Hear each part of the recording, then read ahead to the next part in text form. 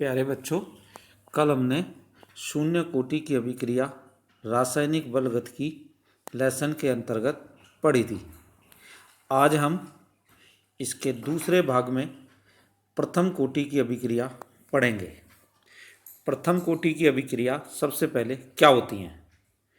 वे रासायनिक अभिक्रियाएं जिनमें अभिक्रिया की दर अर्थात अभिक्रिया का वेग अभिकारक पदार्थ की सांद्रता की प्रथम घात के समानुपाती होती हैं, प्रथम कोटि की अभिक्रिया कहलाती हैं।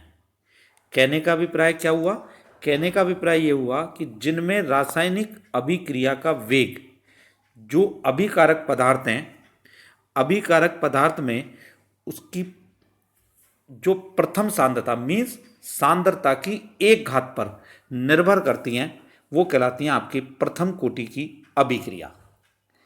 अब हम देखेंगे प्रथम कोटि की अभिक्रिया के लिए वेग स्थिरांक व्यंजक। इसके लिए माना किसी अभिकारक पदार्थ कैपिटल ए की प्रारंभिक सांद्रता स्मॉल ए मोल है। टी समय पश्चात इसके एक्स मोल वियोजित हो जाते हैं, तो टी समय पश्चात जो अभिकारक पदार्थ है अर्थात ए के कितने मोल शेष बचेंगे? चूंकि एक्स मोल प्रोडक्ट के बन गए, तो अभिकारक के कितने शेष बचेंगे? ए माइनस एक्स। ठीक है, आगे देखिए। आगे आए, अभिकारक पदार्थ ए है, उससे हमको प्राप्त हुआ बी। उससे हमको क्या प्राप्त हुआ? बी। प्रारंभ में जब टी बराबर 0 था तो कैपिटल ए की कितनी सांद्रता थी? ए स्मॉल ए। अब प्रोडक्ट तो उस समय बनेगा नहीं, तो प्रोडक्ट की सांद्रता कितनी होगी? 0। अब हमने टी समय पश्चात देखा, टी समय पश्चात जो प्रोडक्ट बी है उसके एक्स मोल बन गए। जब एक्स मोल बन गए तो ए की सांद्रता में से, प्रारंभिक सांद्रता में से घटा दिया जाएगा, तो ए की जो स्मॉल ए सांद्रता है उसमें से हमने एक्स मोल घटा दिए, तो टी समय पश्चात कैपिटल ए के कितने मोल शेष बच गए? ए माइनस एक्स मोल शेष बच गए। ठीक है, आगे चले। रासायनिक अभिक्रिया की दर प्रथम कोटि की अभिक्रिया के लिए क्या है? प्रोपोर्शनल टू कैपिटल ए के सक्रिय द्रव्यमान की पावर 1 या dx बराबर या dx upon dt। dx upon dt क्या है? रासायनिक अभिक्रिया की दर को डिनोट करते हैं dx अपॉन dt से। वो किसके इक्वल हो जाएगा? जैसी समानुपाती का चिन्ह हटेगा तो क्या कांस्टेंट वैल्यू आ जाएगी? k कैपिटल ए के सक्रिय द्रव्यमान की पावर 1 हो जाएगा। 1 हो जाएगा, जहां k क्या है? k कहां से आया? k आया अभिक्रिया का वेग स्थिरांक। ठीक है जी, यहां तक कोई दिक्कत नहीं। आगे चलेंगे। आगे चलने में या dx अपॉन dt बराबर k। अब देखिए, कैपिटल ए की टी समय पश्चात सांद्रता कितनी है? a minus x. तो a के सक्रिय द्रव्यमान का मान क्या हो जाएगा? k a माइनस एक्स की पावर 1 हो जाएगा।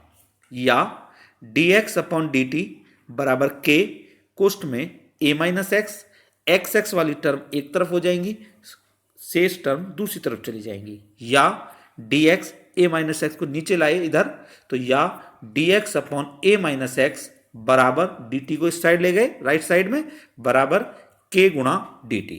यहां तक कोई दिक्कत नहीं। आगे बढ़े जी, दोनों ओर का समाकलन कर देंगे। dx upon a minus x का समाकलन बराबर k गुणा dt का समाकलन। अब आपने मैथ्स में पढ़ा होगा कि 1 upon a minus x into D x का जो समाकलन होता है वो होता है minus log a minus x base e बराबर k तो कांस्टेंट राशि है, बाहर निकल जाएगा, dt का समाकलन t हो जाएगा, और साथ में जब भी समाकलन करते हैं तो एक अचर राशि जोड़ देते हैं c, तो कंप्लीट लाइन क्या बन गई? वो बन गई minus log a minus x base e बराबर k गुणा t प्लस c।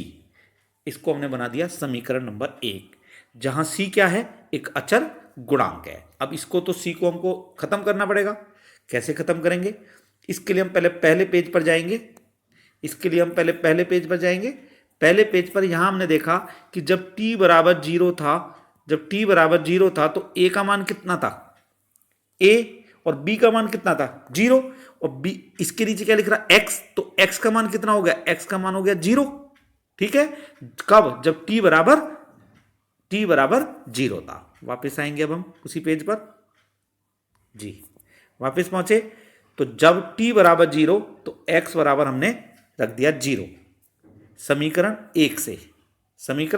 1 से minus log a minus 0, x की जगह 0 रखा, बेस e बराबर k गुणा 0 प्लस c का मान कितना आ गया on solving, minus log a base e, equation number 2 मान लिया हमने इसको।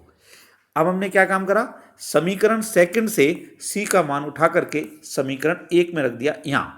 ठीक है जी, तो क्या हुआ, minus log a minus x base e बराबर k गुणा t माइनस c का मान रखा minus log a base e। इसको दूसरी साइड लेकर के जाएंगे, चूंकि ये इधर माइनस में है तो क्या बन जाएगा, या kt बराबर लॉग a, इस साइड लाए, minus log a minus x base e। ठीक है, यहां तक कोई दिक्कत नहीं।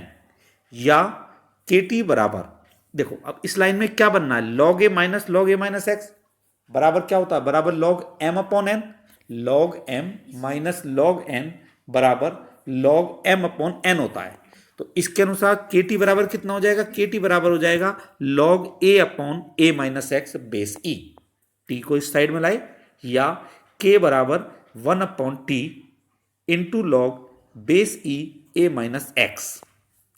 जब बेस e को 10 में कन्वर्ट करते हैं तो हमेशा ध्यान रखेंगे 2.303 से मल्टीप्लाई कर दिया करते हैं।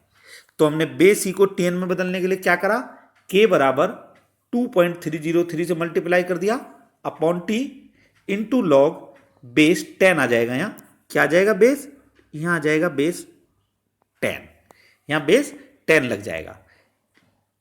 कोष्ट में a upon a minus x, okay, equation number 3 बन जाएगी।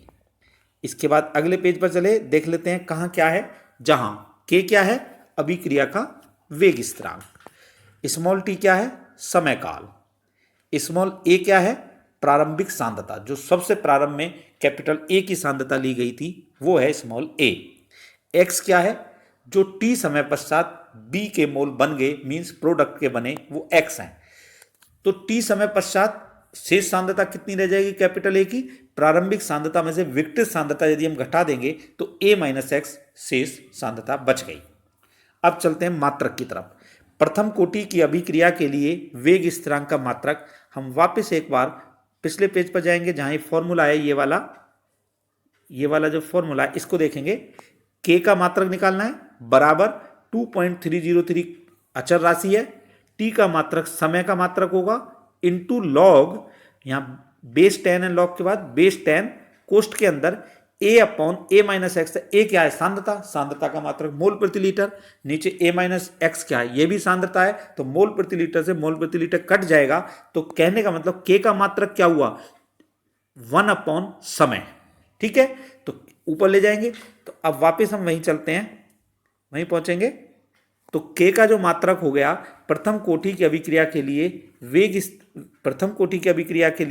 वेग स्थिरांक का जो मात्रक हो गया वो क्या हो जाएगा, समय की पावर -1। और समय के मात्रक क्या हो सकते हैं, सेकंड हो सकता है, मिनट हो सकता है, आवर हो सकता है, डेज हो सकते हैं। ठीक है, तो उनकी सबकी पावर -1 हो जाएगा। कहने का मतलब प्रथम कोटि की अभिक्रिया के लिए वेग स्थिरांक का जो मात्रक हो गया वो हो गया सेकंड की पावर -1 कह सकते हैं, मिनट की पावर -1 कह सकते हैं, या आवर की पावर -1 कह सकते हैं। आगे चलेंगे। अर्ध आयु काल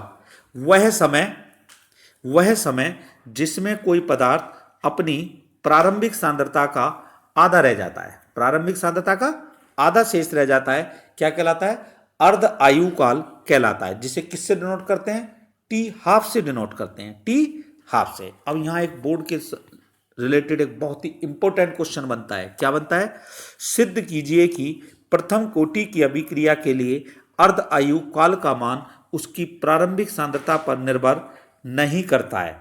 आपको याद होगा कल जब हमने आपको पढ़ाया था, तो शून्य कोटि के लिए जो अर्धायु काल का मान आया था वो प्रोपोर्शनल टू ए था।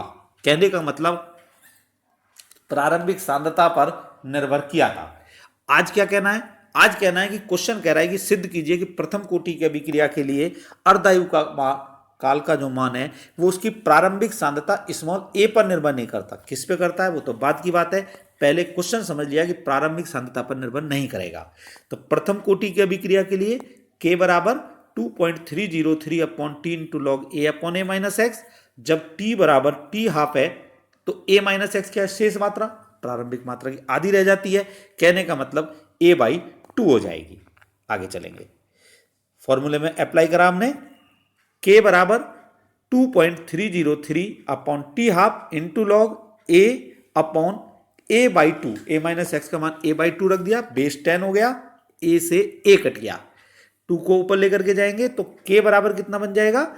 k बराबर बन जाएगा, तो k बराबर बन जाएगा 2.303 upon T half into log 2 ऊपर चला गया 2 बेस 10, और लॉग 2 का जो मान होता है वो होता है भैया 0.3010। इसका मान रख दिया, k बराबर 2.303 इंटू 0.3010 बटे टी हाफ, दोनों के मल्टीप्लाई करने पर k बराबर 0.6931 बटे टी हाफ आ जाता है। टी हाफ को इधर ले आए, k को इधर ले आए, या टी हाफ बराबर 0.6931 बटे k हो जाएगा। क्या इस फॉर्मूले के अंदर कहीं भी a आया है? नहीं आया, स्मॉल a कहीं नहीं आया है। कहने का अभिप्राय ये हुआ कि प्रथम कोटि की अभिक्रिया के लिए जो अर्धायु काल टी हाफ का मान है वो प्रारंभिक सांद्रता a पर निर्भर नहीं करा, अपितु फॉर्मूले में क्या आ रहा है? k आ रहा है, ये आ रहा है k क्या है? वेग स्थिरांक, अर्थात प्रथम कोटि की अभिक्रिया के लिए अर्ध आयु काल का मान उसकी प्रारंभिक सांद्रता a पर निर्भर न करके बल्कि वेग स्थिरांक k के मान पर निर्भर करता है। यहां तक समझ में आ गया होगा। आगे चलते हैं प्रथम कोटि के उदाहरण। प्रथम कोटि के उदाहरण क्या क्या हो सकते हैं? कोटि तो हम जानते ही हैं, क्या जानते हैं कि जिसमें अभिकारक पदार्थ की प्रथम सांद्रता पर निर्भर करे। पहला उदाहरण है जैसे N2O5 reversible 2NO2 plus 1/2O2 है, तो N2O5 के 1 मोल पर अभिक्रिया का वेग डिपेंड कर रहा है, इसलिए कोटि हो गई 1। बी है H2O2, प्लेटिनम उत्प्रेरक की उपस्थिति में H2O प्लस 1/2O2 बना रहा है, ठीक है, तो इसमें H2O2 की प्रथम घात पर निर्भर करता है, तो अभिक्रिया की कोटि हो गई 1। तीसरे और चौथे एग्जाम्पल में जो ये प्लस H2O आ रहा है, इसमें तीसरे में और चौथे में इसमें जो H2O आ रहा है, H2O के जो मोल हैं वो अभिक्रिया के वेग निर्धारण में हिस्सा नहीं लेंगे, इसलिए अभिक्रिया की कोटि जो हो जाएगी तीसरी वाली में केवल CH3COO C2H5 के मोल काउंट होंगे, और चौथी वाली में C12H22O11 मीन्स सुक्रोज के मोल काउंट होंगे। तो दोनों अभिक्रियाओं में अभिक्रिया की कोटि जो हो जाएगी वो हो जाएगी 1। मैं समझता हूं आपको ये प्रथम कोटि की अभिक्रिया का कंप्लीट कार्य समझ में आया होगा। धन्यवाद।